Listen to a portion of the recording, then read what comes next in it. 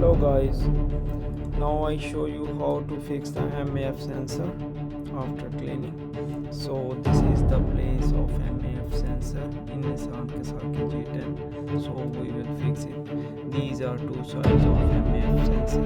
This is the simple left side and that's the other side. So this side will come towards us. So be sure it should be towards us, so like that. So just